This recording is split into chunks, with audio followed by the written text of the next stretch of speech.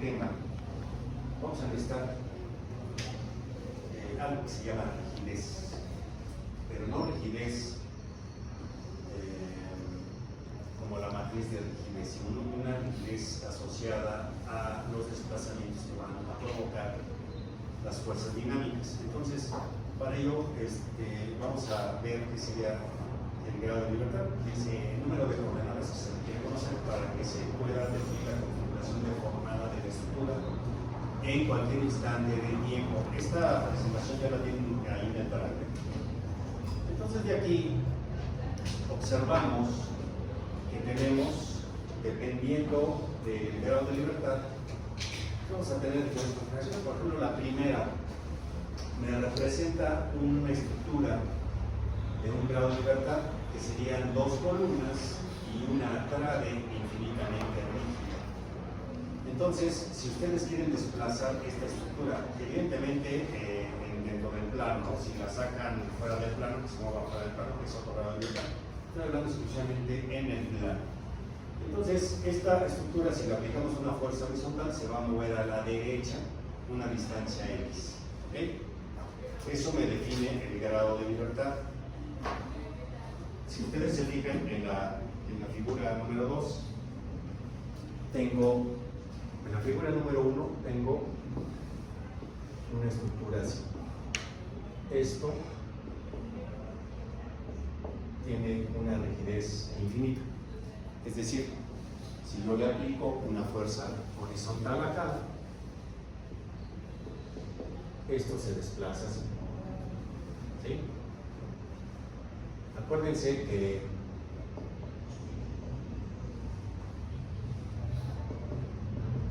en realidad nosotros en el caso de las fuerzas inducidas por un sismo, en realidad vamos a simular que tenemos una fuerza aquí. En realidad no existe. ¿Sí?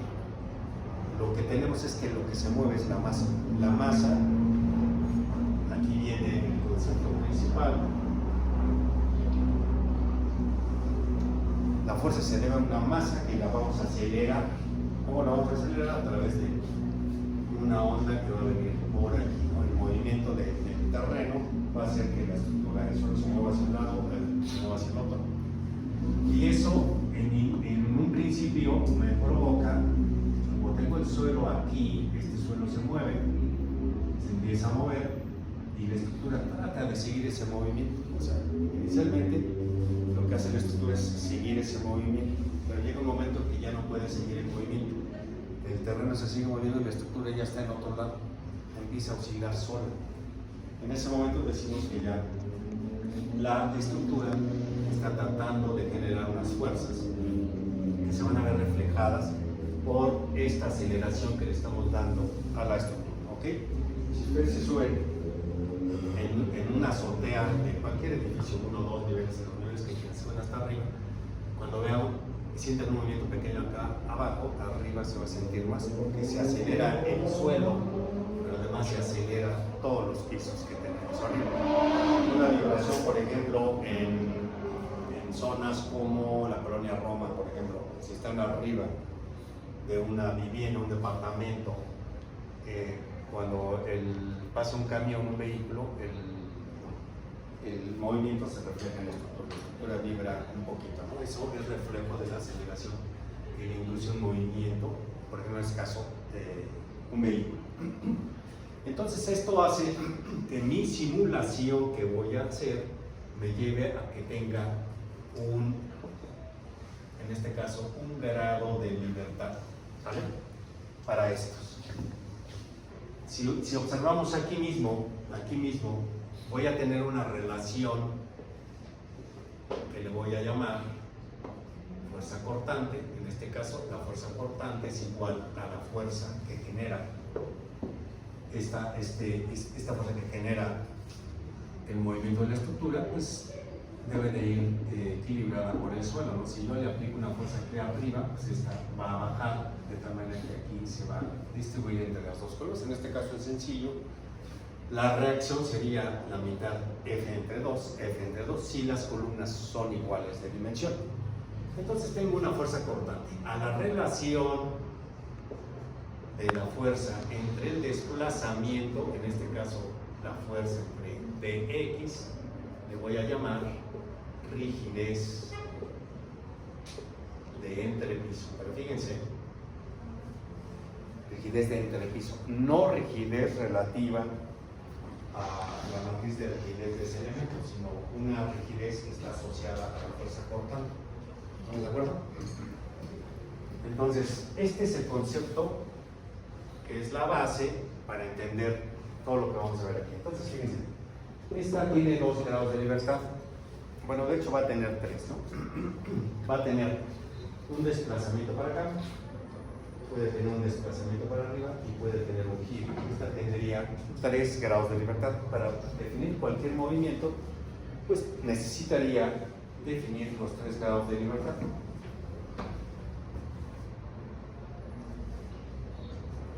Ahí está. Entonces, la segunda tiene 3. La tercera va a tener 2 grados de libertad.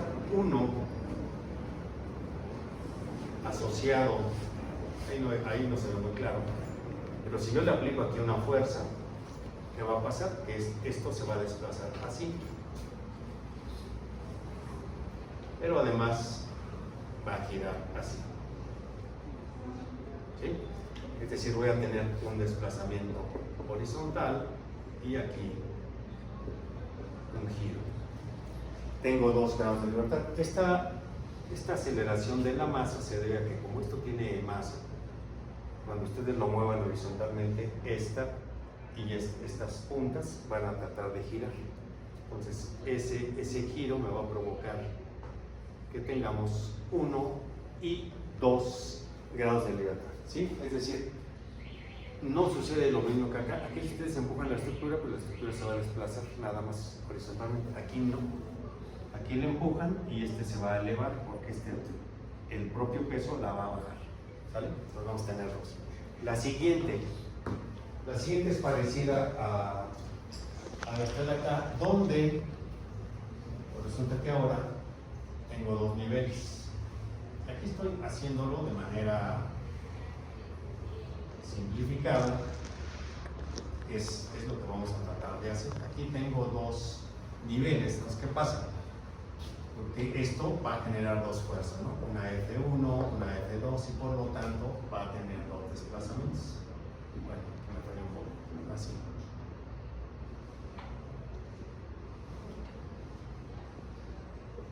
Así, es decir, aquí voy a tener un delta y aquí voy a tener un delta 1, un delta 2. Observen cómo este piso se desplaza hasta acá y este piso de arriba se desplaza desde aquí hasta acá, ¿no? Entonces, si se fijan ustedes, hay un desplazamiento relativo. Lo que se desplaza, el piso de arriba es relativo al piso de abajo, es decir, no puedo decir el desplazamiento de este piso va a estar referido a este, porque el piso de abajo también se mueve, ¿no? Entonces, en el momento que viene el sismo, se mueve, pero también se mueve lo de arriba. Entonces hay una diferencia entre estos desplazamientos que le vamos a llamar desplazamiento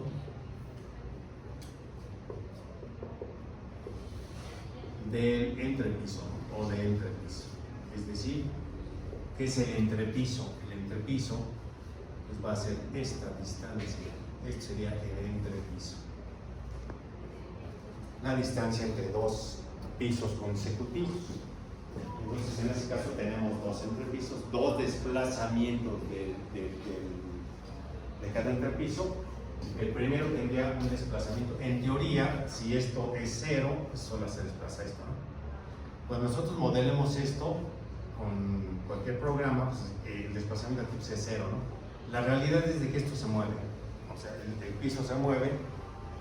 Una vez que el piso deja de moverse, la estructura se sigue moviendo.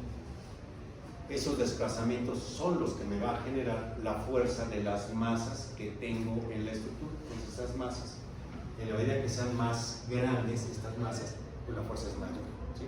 Entonces, con esta formulita nos damos cuenta que si mi estructura es ligera, pues las fuerzas que se le presenten pues no van a ser ligeras porque su masa es ligera, ¿sale? Una estructura de acero, por ejemplo, es un poco más ligera que la de concreto, va a tener una menor fuerza por efecto de esa masa.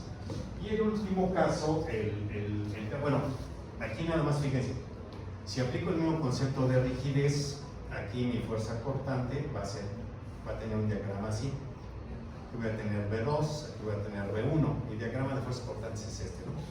Conforme vaya avanzando el número de niveles, pues la fuerza cortante se va a ir acumulando.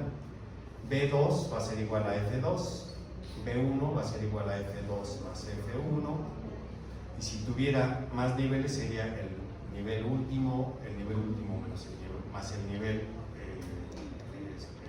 inferior. Después voy acumulando todas las fuerzas hasta llegar a la base, ¿sí? Entonces, por ejemplo, para un caso que tenga n niveles, la fuerza del nivel n más la anterior, va a generar la fuerza cortante hasta abajo. Cada interpiso va a tener su fuerza cortante. El diagrama va a ser similar a ese. Entonces, si aplico el concepto de rigidez, aquí voy a tener dos rigideces. La rigidez del entre piso 2 sería B2 entre la delta 2. Y aquí la rigidez 1 sería B1 entre delta 1. ¿Sí se fijaron? Si tengo una estructura de n niveles, pues voy a tener n rigideces. Cada rigidez representará la relación de la fuerza cortante entre el desplazamiento de ese entrepiso. Y así, cada una de estas tendrá una rigidez.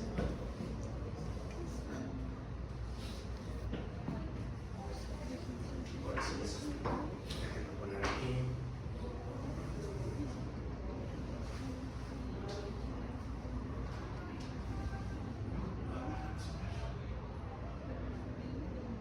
Entonces, si observan,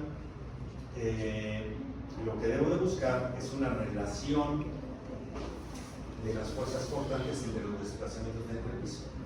Nuevamente, el concepto de rigidez lo vamos a aplicar a cada uno de los grados de libertad que vamos a tener. Entonces, para una edificación vamos a buscar una relación entre la rigidez de entrepiso y todos los niveles que tengamos, ¿no?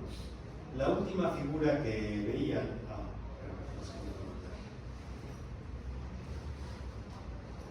que es una chimenea, a ver si se puede conectar. Por ejemplo, el caso de una chimenea, esta chimenea se refiere, por ejemplo, a alguna fábrica donde digamos, ¿cómo se dice? Por ejemplo, estas chimeneas que se usan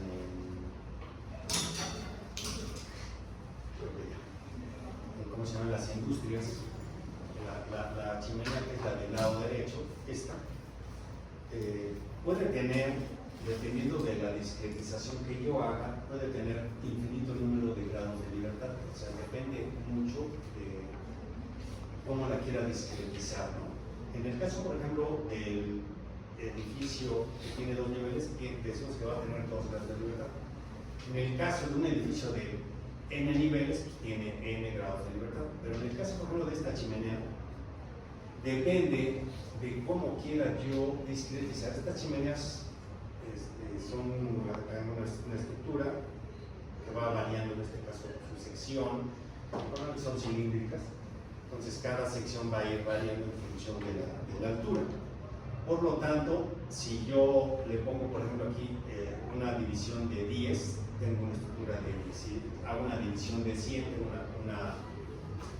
aumenté los grados de libertad. Si hago una división más pequeña, pues aumento los grados de libertad. Entonces, por eso decimos que discretizar esto me va a representar un infinito número de grados de libertad. Entonces, lo que debo de encontrar en este momento sería una relación de la rigidez con los grados de libertad. Entonces, esto me lleva a lo siguiente.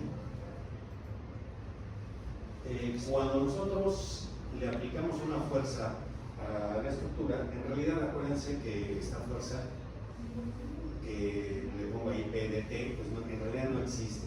Esta simulación la vamos a hacer para poder interpretar el efecto del sismo. En realidad lo que deberíamos hacer es meter la aceleración del suelo a la estructura y ver cómo esta responde a esa aceleración. El único problema es de que no sabemos cuándo se va a presentar el sismo y qué sismo le va a tocar a la estructura.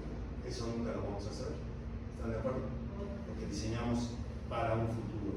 Es decir, diseñamos ahorita para que la estructura, cuando esté construida, soporte sismos, pero esos sismos no los conocemos. Tenemos la referencia de los que han pasado. Entonces, ¿qué se hace? Esos se van a tomar como referencia, pero además se van a proponer unos nuevos sismos que cubran la probabilidad de que se presente un sismo de mayor magnitud. ¿Sí? Entonces, más o menos es lo que se hace. Entonces, la simplicidad sería que nuestro modelo va a tener una masa, que es esa que se ve ahí, una rigidez, que es la que ya hablamos de acá, solo que aquí, en este caso, le vamos a llamar matriz, ¿no? Es una matriz de rigidez, ya no va a ser una rigidez, una relación, por ejemplo, para este caso, tengo una rigidez, para el caso de un niveles tengo dos rigideces. Vamos a hablar de una matriz de rigidez que va a acoplar todas esas rigideces del interpiso. Ya veremos cómo la vamos a formar. Y finalmente, un amortiguamiento. Mi estructura, ustedes saben que cuando viene un sismo, la estructura empieza a moverse. ¿Y qué está haciendo con ese movimiento? Está disipando energía. Parte de la energía que disipa se va con ese movimiento, parte con la fricción que presentan los materiales, con todos los elementos. Por ejemplo, en el caso de concreto, los agregados, los muros de mampostería, esos van a ayudar a amortiguar el movimiento. En el caso de estructuras metálicas, las conexiones, por ejemplo, si tenemos conexiones atornilladas, se van a presentar fricciones en los tornillos y eso me va a liberar energía. Ese movimiento de entrada libera parte de la energía que le corresponde a la estructura. ¿Okay? Entonces, este modelo que ya me relaciona una matriz de amortiguamiento, una matriz de rigideces y una matriz de masas, en general, para el caso que tenemos aquí, solamente nuestra matriz será de un grado de libertad, nuestra rigidez de un grado de libertad y nuestro amortiguamiento también de un grado de libertad. Entonces, ese modelo de la izquierda lo vamos a suponer que sería este modelo de la derecha, es decir, una masa que tiene unos carritos, unas ruedas, la cual la vamos a jalar. Cuando la jalemos va a tener dos elementos que van a tratar de que el jalón no sea tan fuerte, es decir, que no se vaya la estructura. La primera sería la rigidez, que es una propiedad intrínseca a la resistencia de la estructura, a la relación que va a existir entre cómo puede soportar la fuerza que le vamos a aplicar, y la otra, el amortiguamiento. Cómo tiene la capacidad de la estructura de amortiguar el movimiento que vamos a dar. Entonces, este modelo me lleva a lo siguiente. Tenemos una carga en el tiempo. Aquí, si ustedes observan, dice PDT, esta fuerza. Pues depende, en el caso de un sismo, si cuando venga algún sismo, en lugar de que se asusten, traten de observar qué sucede con ese movimiento del sismo, y ustedes van a ver que la estructura se va a ir moviendo, ¿no? Se deja de mover el terreno y la estructura pues no se detiene ahí, se sigue moviendo hasta que se detiene, ¿no? Si es que en ese instante pues, la estructura no colapsó. Si durante ese movimiento la estructura colapsa, quiere decir que pues ya tenía cierto daño o que el sismo fue muy fuerte y la hizo colapsar. Entonces, en realidad no existe una fuerza externa, nosotros como dije la vamos a suponer, y esa fuerza es dependiente de la aceleración que le vamos a dar en la base. Luego viene la rigidez, que como dije, aquí le pongo una matriz, la matriz K de rigideces, la cual depende del número de niveles, ¿no? En el caso, por ejemplo, de los programas de cómputo, se maneja una matriz tridimensional. Esa matriz tridimensional nosotros la podemos relacionar con los desplazamientos horizontales, de tal manera que exclusivamente participen los movimientos en el caso de los desplazamientos que vayamos o queramos analizar. C sería el amortiguamiento. La matriz de amortiguamiento también es una matriz que va a depender del tiempo y depende del movimiento, de cómo se mueva la estructura. La estructura va a tratar de amortiguar. El concepto de amortiguamiento es más complicado. La matriz de amortiguamiento, en realidad, en cada instante del tiempo, el amortiguamiento va a ser diferente. Entonces, esto lo vamos a simplificar de tal manera que podamos aplicarlo de una manera más simple, ¿no? Después tenemos la masa.